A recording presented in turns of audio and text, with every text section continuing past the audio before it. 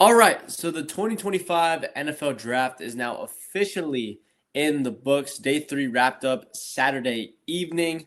First of all, I just want to tell you guys I want to apologize for not uploading the video yesterday. I know I said there was going to be some content coming out in the further days. I spent some time coming back down to my town in college, getting back, into the groove of things and wanted to kind of just hang out and relax a little bit. It was a nice weekend, but no more excuses for me. Now with the draft in the books, I want to go and take a look at each and every single quarterback that was drafted within the first round. Now, correction. I'm going to reiterate that it is every quarterback that has been drafted. I will not be going over the quarterbacks that went undrafted and were signed by teams. I'm only going to go over what was it? The first, 12, 13 quarterbacks that were drafted within the draft. And in this, I'm going to be taking a look at each player individually, the situations that they're going to be in, some of the positives and the negatives of both, as well as what I really think their floor and their ceiling is. Do I think that they're potentially generational talents that are going to be,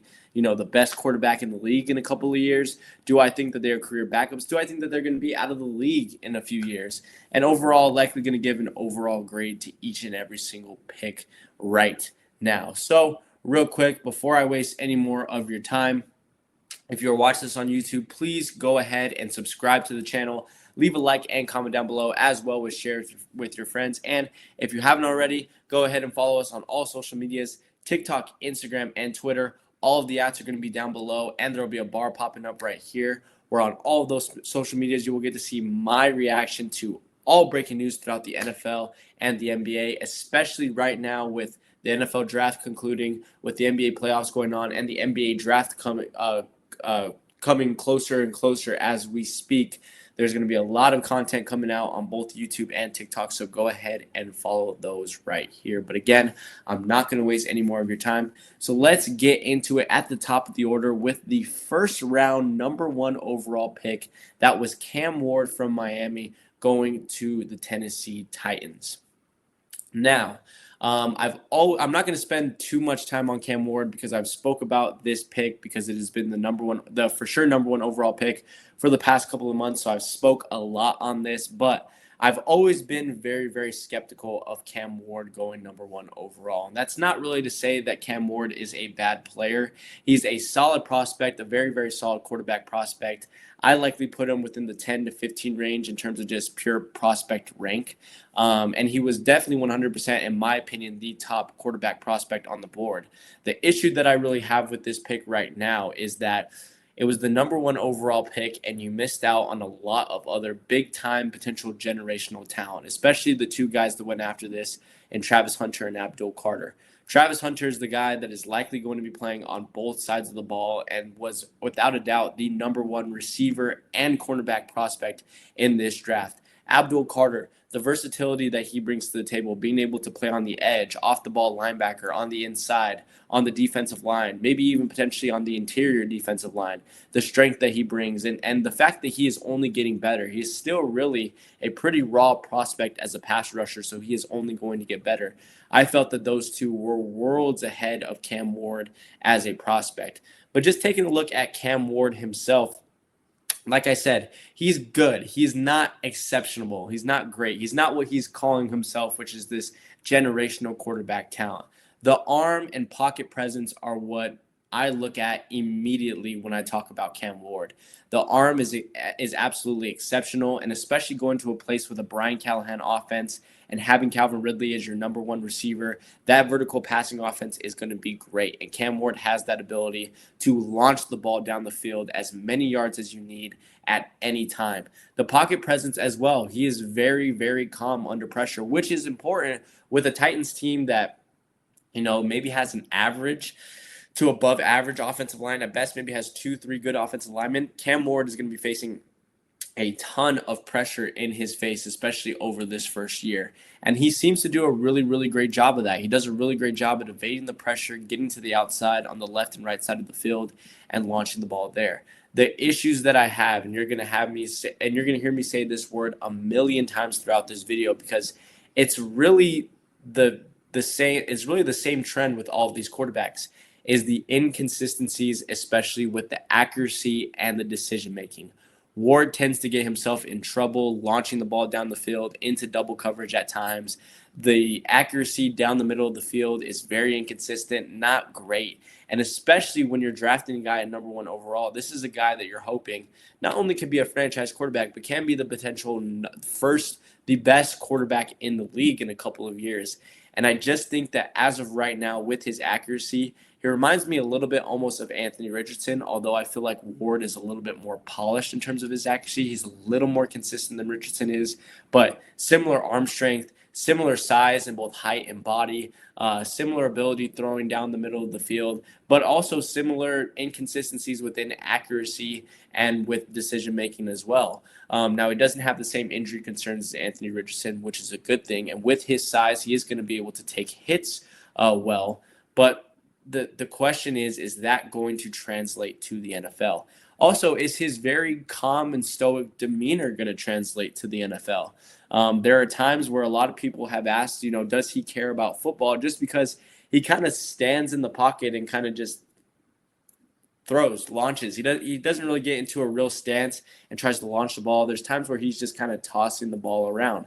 And is that type of play style going to really translate to the NFL? When you have guys that are quicker, stronger, that are going to be sticking to your receivers a lot more, I'm not really sure how well that really does, and so maybe he'll have to adjust to that. And these are all things that luckily for him are workable, that he can continue to work on. But being drafted number 1 overall, am I saying that Cam Ward in 5 years is going to be the best quarterback in the league? No, I don't think that that's a possibility whatsoever. Do I think that in 5 or 6 years we could be looking at Cam Ward and say, he's a top 5 quarterback, he's a top 6, top 7, top 8, he's on the lower half of the top 10 in the league?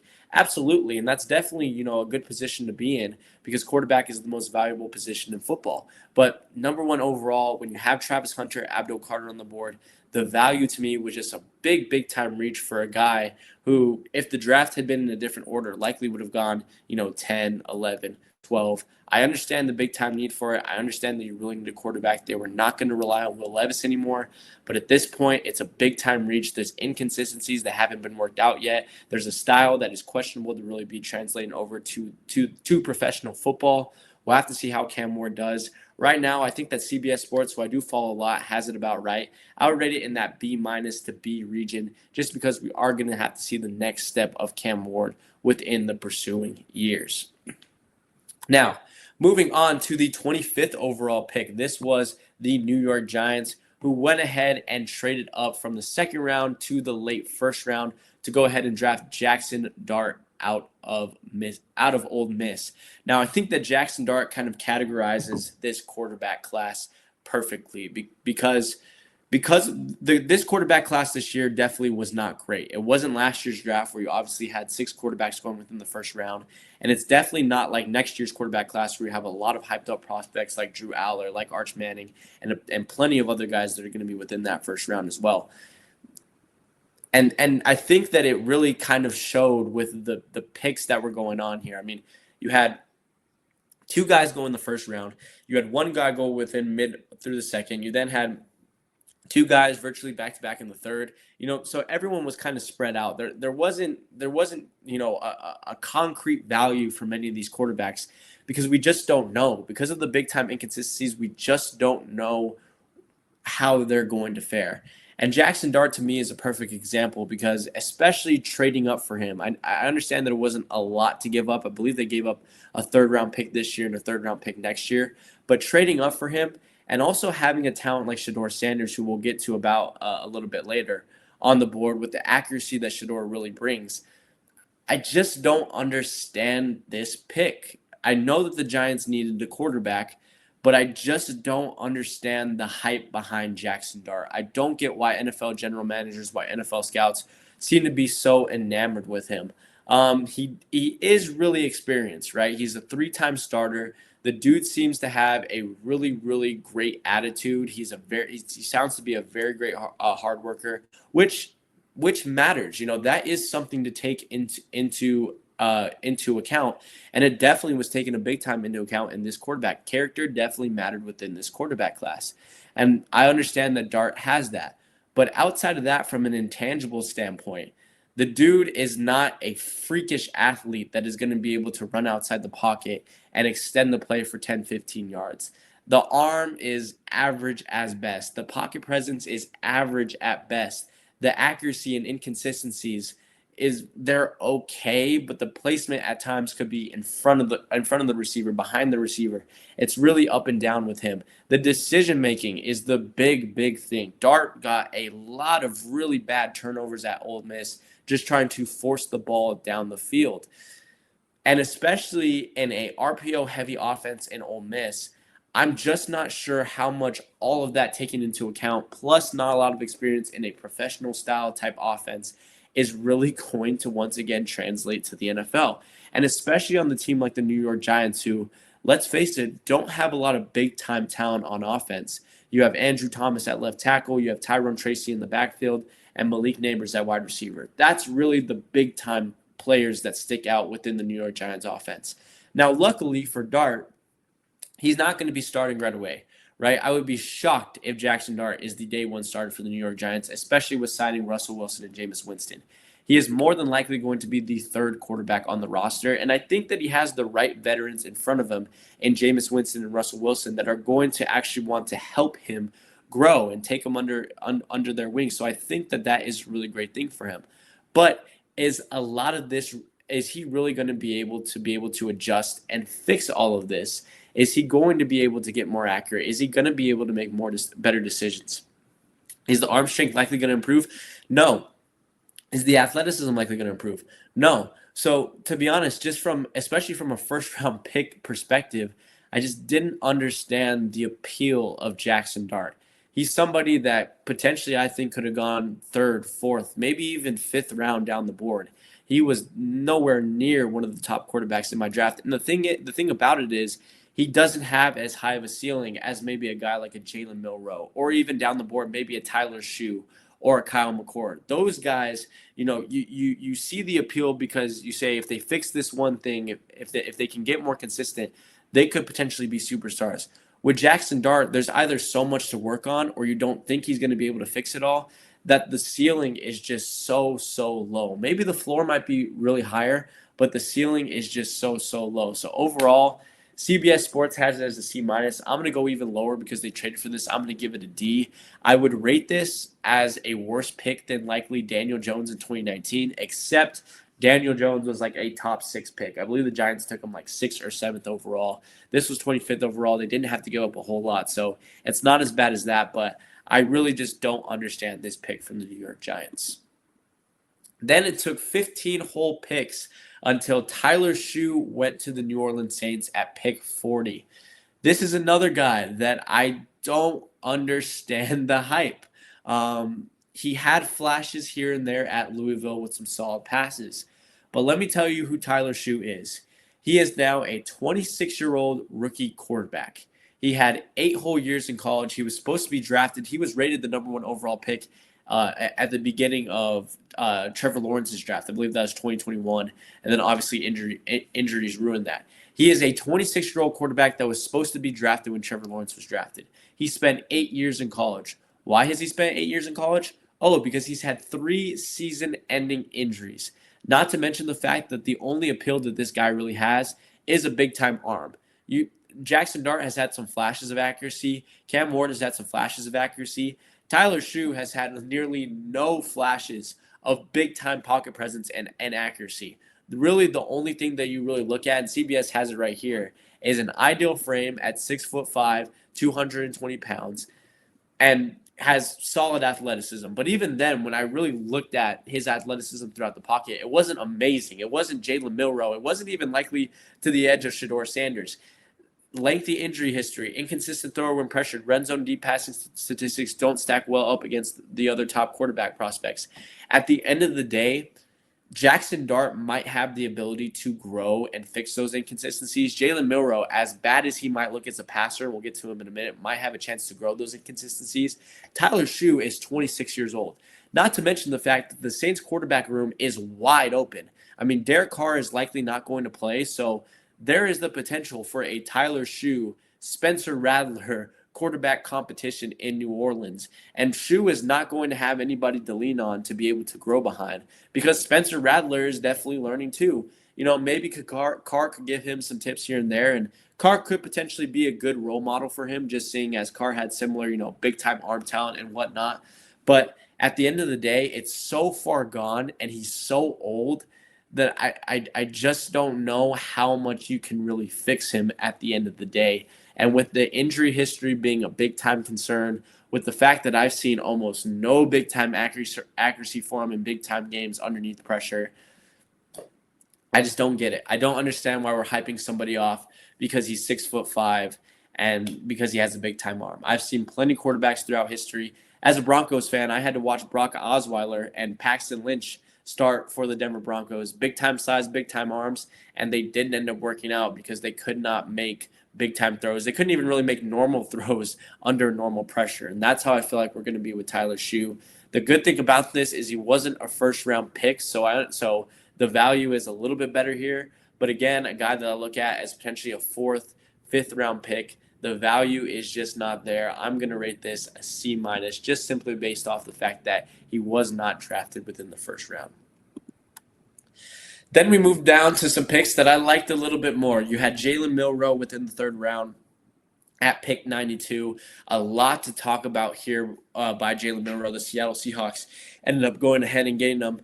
Milroe is the guy that I believe has the biggest opportunity to be a generational type talent. I know that might sound crazy, but the dude has top tier athleticism. This isn't no Tyler Shough where he has okay athleticism. This isn't no Jackson Dart where he has okay athleticism. Jalen Milroe has Lamar Jackson type speed. I mean, that is what we're really looking at with Jalen Milroe. We're looking at potentially a Lamar Jackson coming out of Louisville. Now, that being said, he is even more raw than Lamar Jackson was coming out of Louisville. When Lamar Jackson came out, there was a lot of critiques on his throwing motion. There was a lot of critiques on his accuracy and whatnot. Jalen Milroe might be even worse. He has a big-time arm coming out of Alabama, and he knows how to use it. His accuracy is actually pretty solid going deep. But outside of that, if you ask the man to throw a 5-yard slant, a 10-yard slant, a 5-yard drag route down the middle, the dude cannot hit it at all. He is very, very inconsistent ball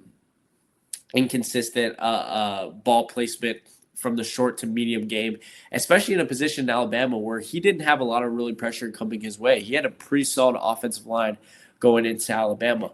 But again, he's not going to be starting right away. He's going to have time.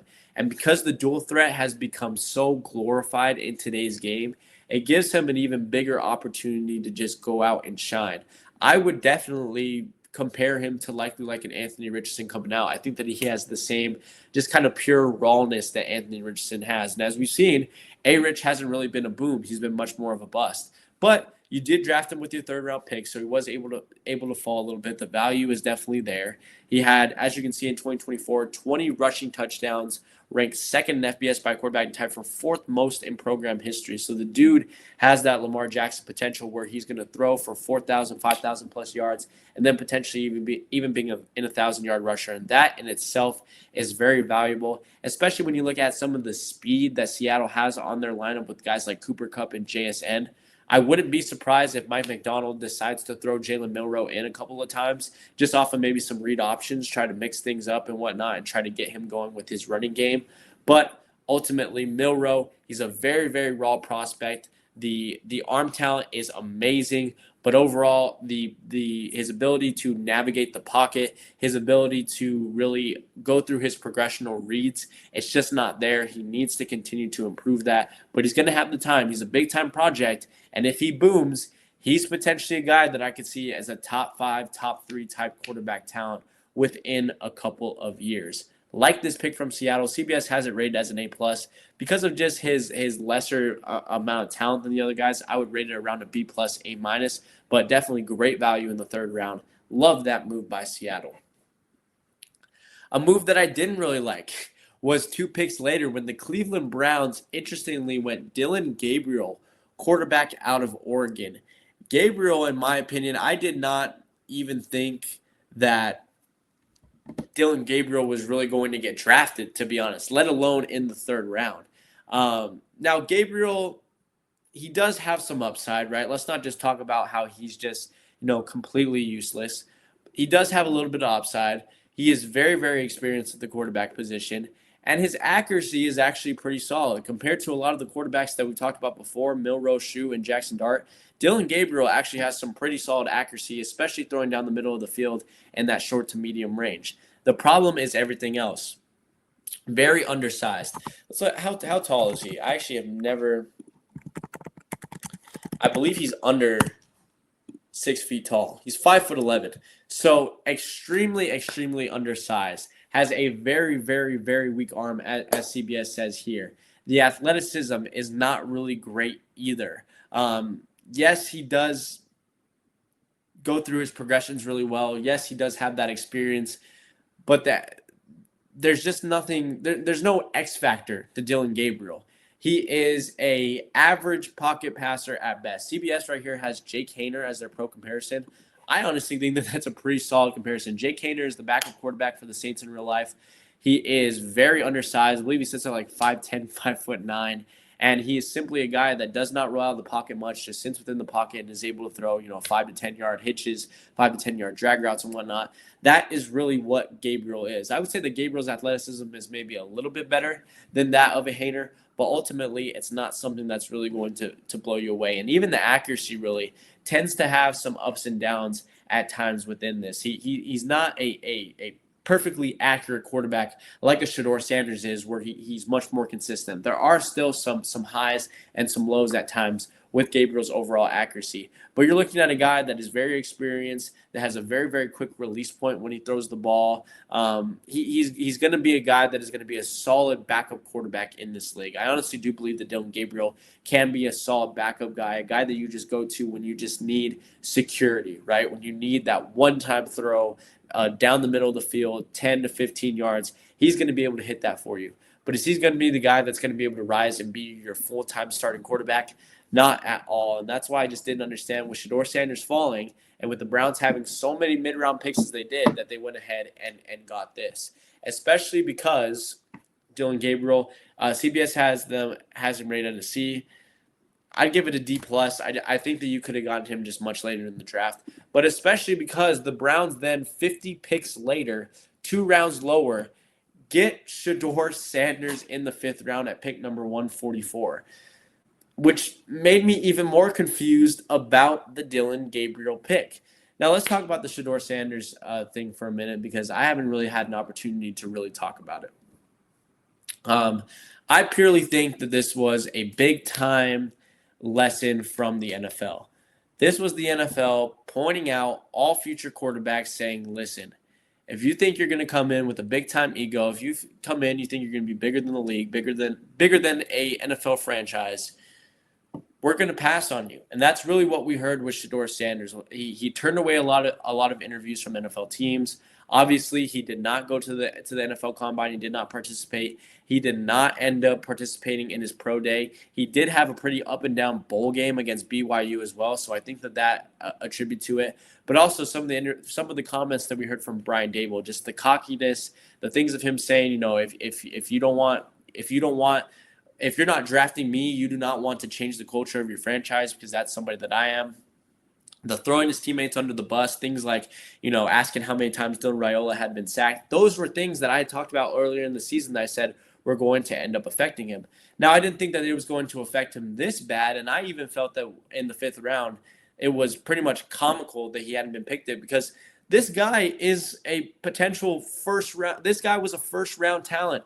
This is a guy that could definitely be an all-pro likely quarterback, and was a guy that I think was, not over Cam Ward, but was right there, right behind him. I definitely could have seen Shedeur Sanders being a 2 or 3 pick with the quarterback needs from the Browns and the Giants.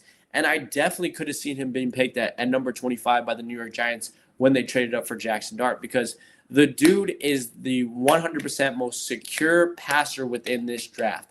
He is big-time accuracy. He is very, very efficient with his ball, not just going deep, but also down the middle of the field in the short. He is a very, very great decision maker. You can see it here. Throughout his collegiate career, completing more than 70% of his pass attempts.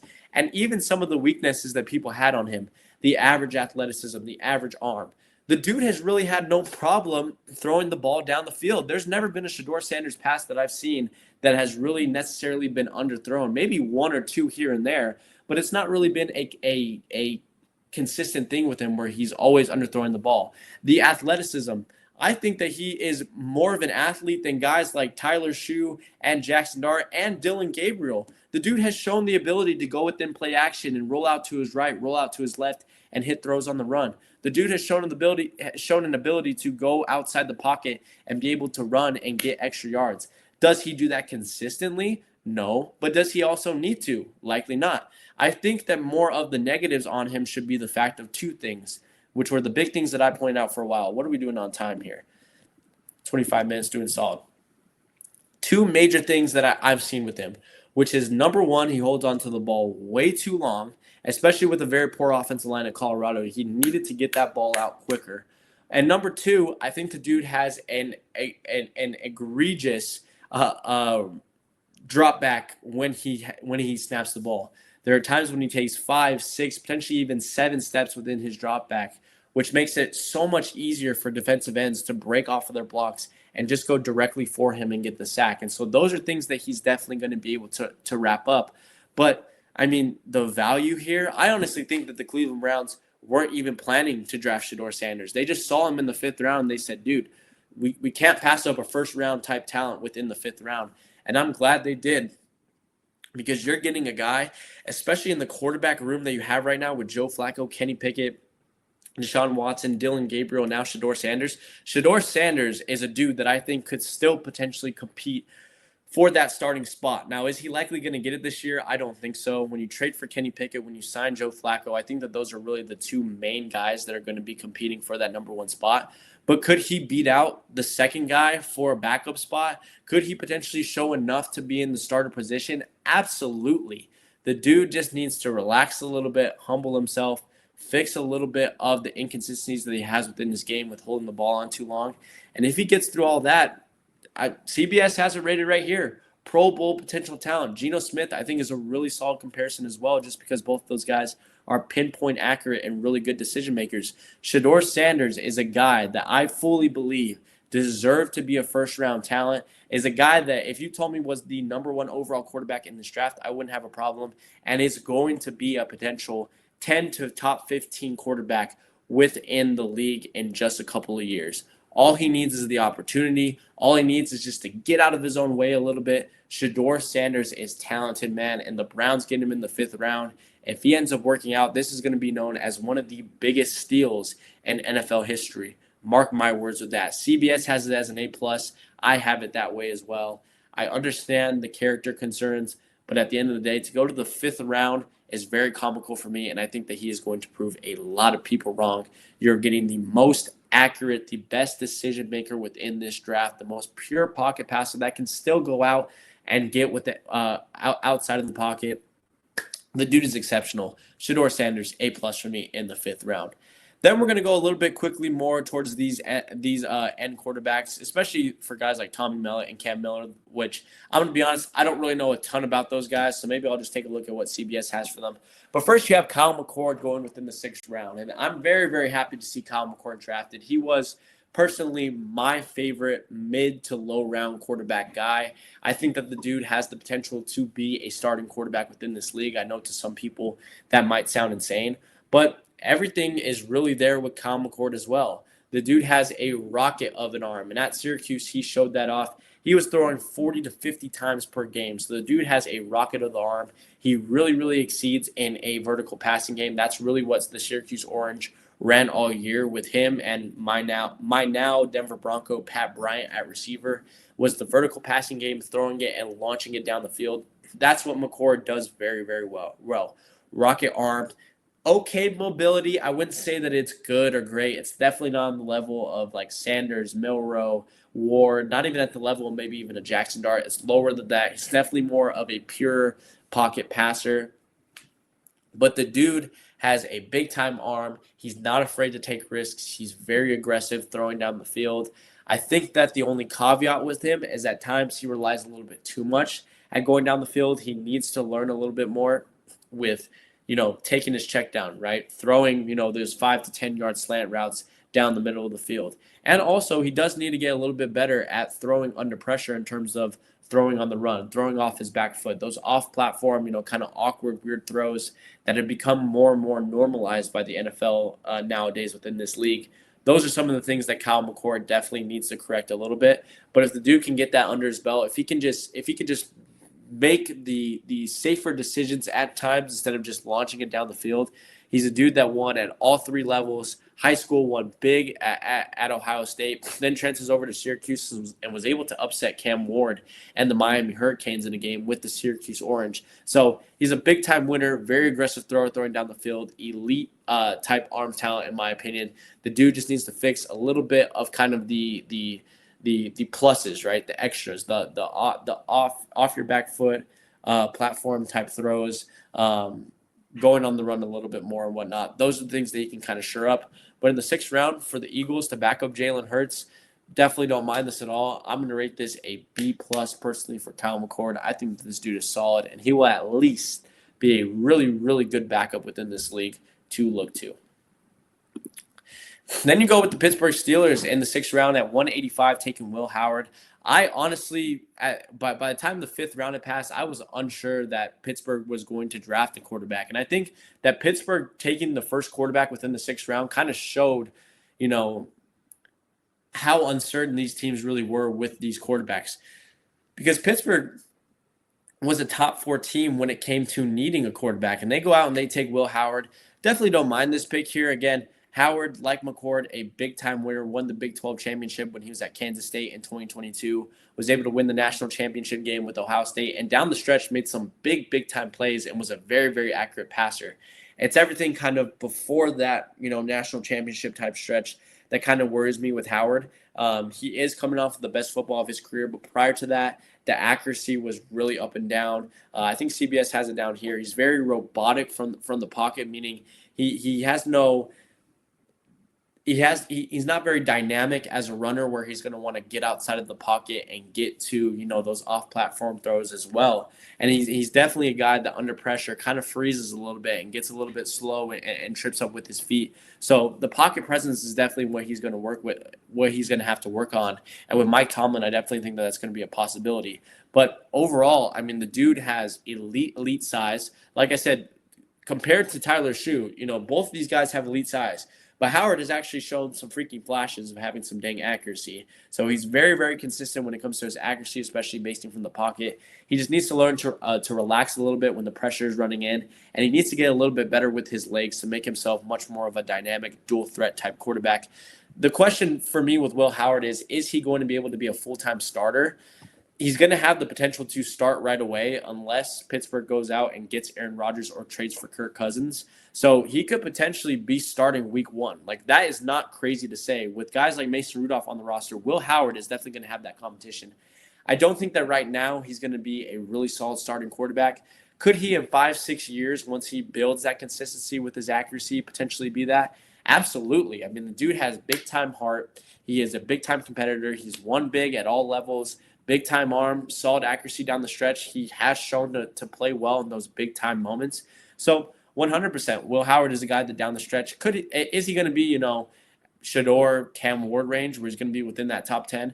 Maybe not, but could he be in the top in the top half of the league, within the top 15, within the top 20 likely? Absolutely. I think the dude could be an okay starter within this league. Nothing exceptional, but he is definitely going to be that guy who's okay, but is going to win in those big-time games. Those wild card divisional games coming down the stretch. He's going to be able to drive the ball down the field and get you some points. That's the type of guy that Will Howard is, just a pure winner that I think brings a lot more to the table than just his prototypical size. Honestly, CBS Sports had a B grading. I'm going to give this an A- because I felt that Will Howard was a guy that could potentially go within the 5th or 4th round. So to slide back a little bit into about the mid-6th, I think is right. Just kind of confused on how he was kind of the first quarterback that Pittsburgh really looked at when you had, some other talented guys, up the chain. Then you had another guy that I think was really interesting to go ahead and is in a very interesting situation, and that is Riley Leonard being picked in the 6th round as well, 189 for him. Leonard is going to have the potential to start. I mean, I know that that's insane to say with A-Rich and Daniel Jones, but those are both guys that have big-time inconsistencies, big question marks over, and that Indianapolis is really starting to kind of, want to speed these guys up that they're getting really, really impatient with. And Leonard, again, he's not exceptional, right? Obviously, a six round quarterback isn't exceptional. Is not exceptional at this point. Oh my goodness. But the dude is, like Will Howard, just a big time winner, a big time competitor, has some real toughness with him, big time leader, and is a guy that is kind of okay in everything. Okay arm. The dude can pass within 3 levels. He hasn't shown like an exceptional ability to throw down the field, an exceptional ability to throw short, but he's pretty, above average to good within that, 5 to 10 margin within throwing down the field. There are some inconsistencies here and there, but there's toughness. There's a big time. There's a potential big time arm with him there. He's won big, bringing Notre Dame to the national championship for the college football playoff.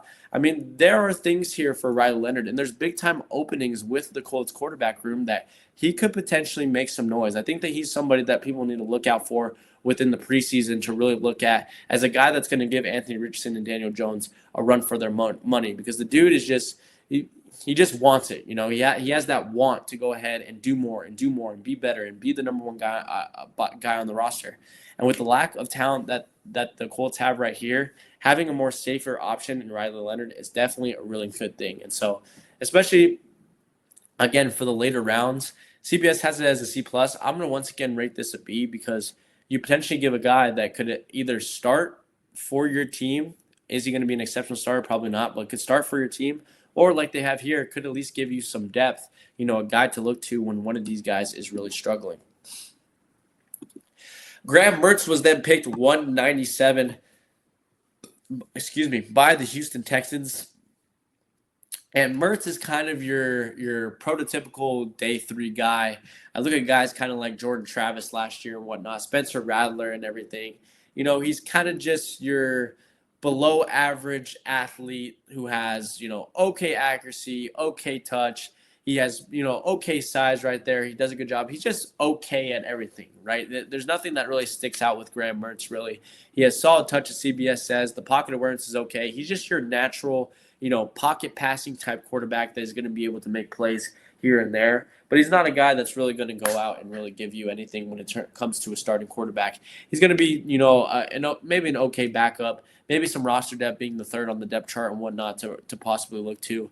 Overall, there's just not an X factor. There's a little bit of an injury history with him here, so maybe that dragged him down a little bit.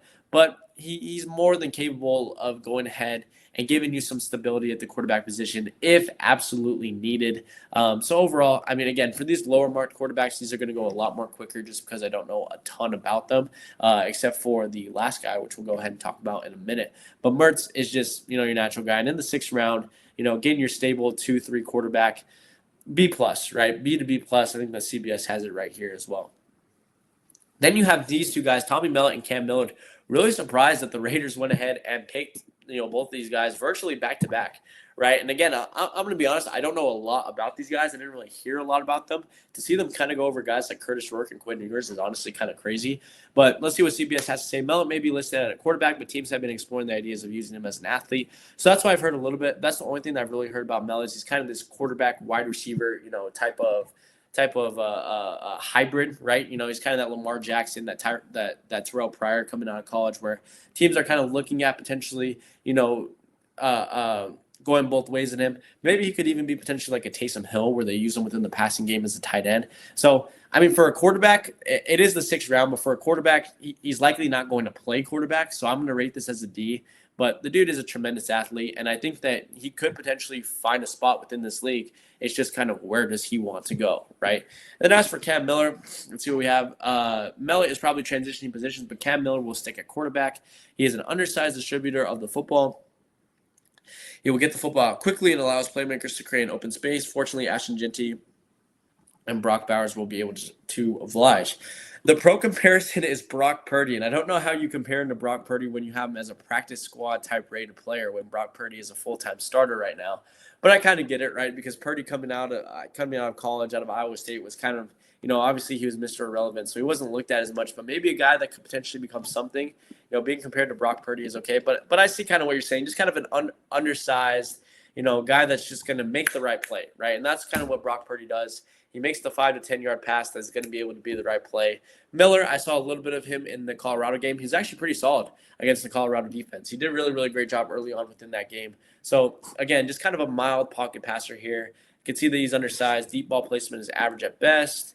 Decent, not plus athlete on the field. Polished footwork in the pocket. It's just an overall quick release pocket passer. So maybe a guy that you should keep your eye on, though, to potentially make some noise if they're comparing him to a guy like Brock Purdy. If he gets the opportunity, maybe he'll flourish. Cam Miller, potentially for the Raiders. Now we get to these last two guys, and to be honest, I don't understand how either of these boys ended up falling down to the 7th round. I mean, Curtis Rourke was a guy that I saw, maybe 6th round, but also potentially maybe like in the 5th round and whatnot. He ends up falling to the San Francisco 49ers all the way down at 7. The thing that you have to know about Curtis Rourke, if you don't know anything about him, is the dude is just tough. He is tough. He played on a torn ACL in 2024, as you see here. He tore his ACL, played through it. The dude is somebody that just wants to play football, right? And that's all you can really ask. The character is really a big thing here with Curtis Rourke because he just wanting to go out and want to play. And I think that CBS describes it here really well. Good arm strength on him, solid touch. So he is like a solid quarterback talent. It's not just, his toughness that you're going to get here. He generally has solid arm strength. He has okay accuracy going down the field. So, a potential guy that could go up with the backup. I think that the thing about Curtis Rourke is he doesn't really go through his progressions, right? He's very much like Daniel Jones coming out of Duke, where he stared down his first read, and if that he predetermines it, and if that read isn't there, he's still going to try and force and throw the ball there. And a lot of times that turned into turnovers. A lot of times that just turned into overall just bad passing. And he can get a little bit scared when pressure ends up coming to him. So those are some of the things that are definitely going to knock him down. But if you need a dude that's going to go in there at any time and is just going to be okay and is going to be able to, I look at maybe, a team that we're going to look at next in the Dolphins who, if you have a guy like Tyreek Hill who's just going to need an accurate pass and is going to be able to get you more yards, Curtis Rourke is definitely your type of guy. So I think down here at the 7th round, again, it's hard to rate these guys when you're drafting them so low. CBS has it as a B. I'm going to give it as an A- just because I like Curtis Rourke's character. I like his toughness. The dude is a dog. And I hope that once again that he, as well as all of these guys, find a spot within this league. And then you finally get the final guy that I want to focus on. We're at 42 minutes. So this is about where I had it. Quentin Ewers, 7th round, 231 pick. And this is just so crazy to me because at the beginning of this draft cycle, we were talking about Quentin Ewers as a potential first-round pick. And now he is the final quarterback going off the board in the mid to the end of the 7th round. It's just absolutely insane to think about. But, I mean, it makes sense. Ewers has had a big-time injury history. The dude has solid arm talent, but he doesn't do a great job reading his possessions either. He very much predetermines his first read and tries to force it there. The accuracy is not great at all. It's very hit or miss. You saw that in the combine. The dude was not throwing great at all to, top type of receivers that were running their routes right. And I think that, in a way, that's kind of I saw this the other day. It's kind of a Mike McDaniel type, quarterback is Quentin Ewers. Is a guy that you're just going to tell, hey, Quinn, look for this first time route. A lot like what we looked at with Curtis Rourke. Hey, Quinn, look at this first route, throw it there, just try to get it there. And if you can get it there, our talent is going to be able to do the rest. That's really what Ewers is. Solid arm talent going down the field. It is kind of like Kyle McCord, where he's very much more aggressive, but misses some very, very easy throws. He does not show an ability to really read through to his second to his third progressions. The dude ultimately is he's a backup, at the end. And again, it's so difficult to rate this, this late in the draft. When you get a guy like Quentin Ewers, who a couple of months ago was potentially looked at as a first-round pick, I guess it's solid value. CBS Sports has him rated as a B+. I'm going to go ahead and go with that. Could Ewers become anything? He could. He has some natural talent within the arm talent and whatnot. I think it's just going to take a lot from him to learn. And again, when you go to the NFL, to professional football, where it's so much faster, where guys are sticking a lot closer to your receiver, it just becomes much more difficult with that. So Ewers, overall, I have this around where CBS has it, B to B plus range, but is he going to be anything special? To me, he's a career backup with some of his injury history, with his inconsistencies and whatnot. And that's kind of how I rate it here. But that's kind of all that I have for you guys today. I mean, let me know what you guys think. Who was your favorite quarterback within this draft? Who do you think is going to end up working out? Who is not going to work out? Who is a reach? Who is a steal? Who do you think is going to surprise us? Maybe be a surpriser. Like I said, I know we talked about like a Cam Miller, Curtis Rourke, potentially a Kyle McCord. Are any of those guys potentially going to surprise us and be a potential, okay starting quarterback within this league? Let me know about that in the comments. And let me know, who did your team draft? What did you think about your guys' draft? And what did you think about the draft in general? I love this time of year, like I've been saying so much. It's so much fun. And again, hopefully so much more content about this coming into the future. So that's all I have for you guys today. If you guys are watching this on YouTube, please feel free to subscribe, leave a like and comment down below, and share with your friends. And if you haven't already, go ahead and follow us on all social medias, that being TikTok, Instagram, and Twitter. All of the ads are going to be down below. And without further ado, guys, that's all I have for you today. I will see you guys on the next one. Peace.